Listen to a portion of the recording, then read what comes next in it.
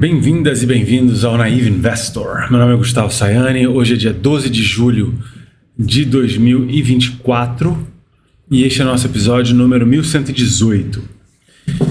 Hoje vamos dar uma olhada na Petrobras, uma das maiores empresas da nossa bolsa.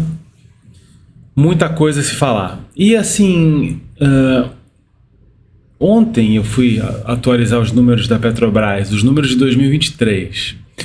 O que dá um pouco a dimensão do quanto eu não estava fazendo aquela questão de ficar atualizado na Petrobras. Porém, os números estão, de certa forma, merecendo comentários, né?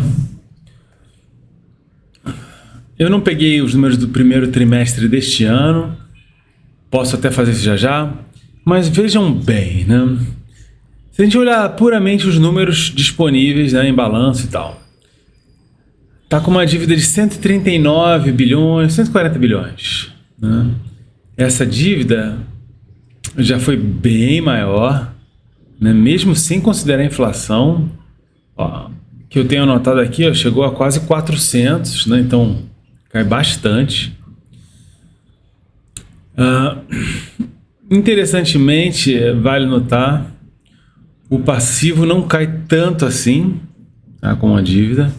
Então atenua essa sensação de que as coisas estão melhores, né? Enfim, aí a dívida sobre patrimônio fica aqui a 0,36, que já é dentro do nosso espectro, né? E estritamente desde o fim de 2022 aqui está anotado dentro do espectro, que é de 0 a 0,5, né? O passivo sobre patrimônio não está maravilhoso, mas ele está numa certa tendência de dar uma baixada aqui, 1,75. Liquidez corrente sempre abaixo de 1,5 aqui, ao menos desde 2018, não é grandes coisas. Tudo bem, é uma empresa muito grande, tem de onde tirar recursos de longo prazo para honrar seus compromissos de curto prazo. É uma atenuante, sim. Enfim. O que começa a saltar aos olhos aqui é a relação do preço dela com os lucros. E o preço nem tanto, né? O que salta mais aos olhos é o fluxo de caixa livre, né? Antes de falar no preço, vamos pensar na dívida, né? Então a dívida aqui 140, né? E o lucro médio dos últimos 10 anos, 42 aqui. Então vai dar 3 anos e meio desses lucros aqui para pagar essa dívida. Já é um pouquinho fora do desejado. O máximo seria aí 3 para ficar, né, mais aceitável, mas enfim. Aí quando você vê o fluxo de caixa livre, é uma diferença bem gritante. Então deixa até antes de ir mais a fundo, ter certeza que eu estou olhando aqui para os números certos, porque a diferença é de fato muito grande. É isso mesmo. Então assim, a diferença de 43 bilhões para 125 bilhões é muito grande por uma média de 10 anos. Eu vou fazer aqui a média de 5 anos para ver qual é a cara disso. Peraí, deixa eu olhar isso aqui.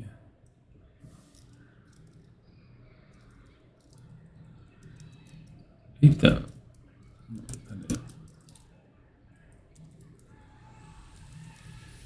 tá aqui.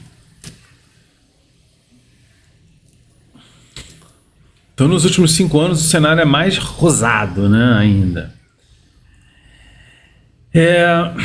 Nossa, não é fácil, né, comentar a Petrobras, emocionalmente até, né?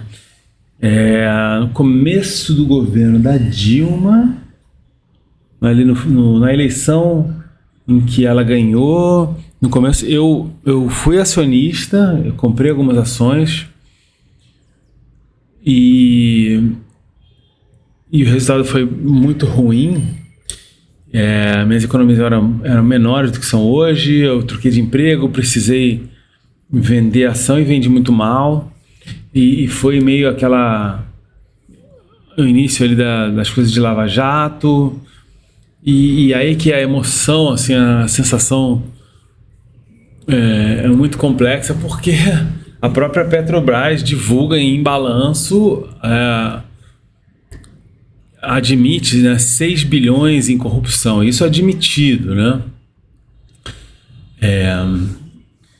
Então uma perda muito grande, aí a ação vai de, sei lá, 30 para 5, né? Não sei se foi 30 para 5, mas 20 para 5.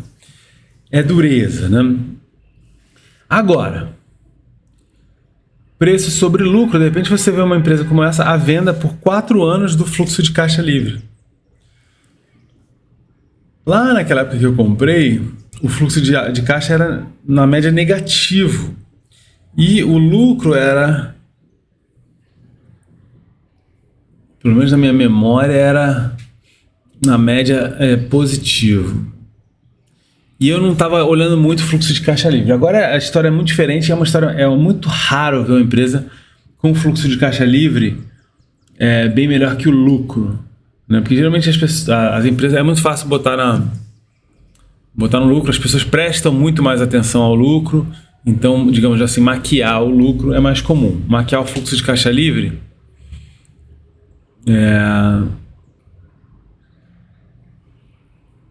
eu não me lembro assim de algo sistemático, né, desse sentido. E aí tá 4 vezes, né? Então você pensa o seguinte: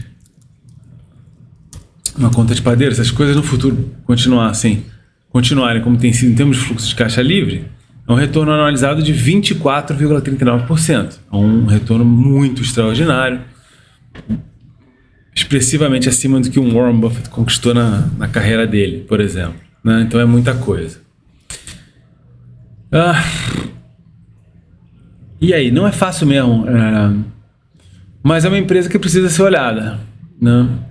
Precisa merece um olhar aqui, né?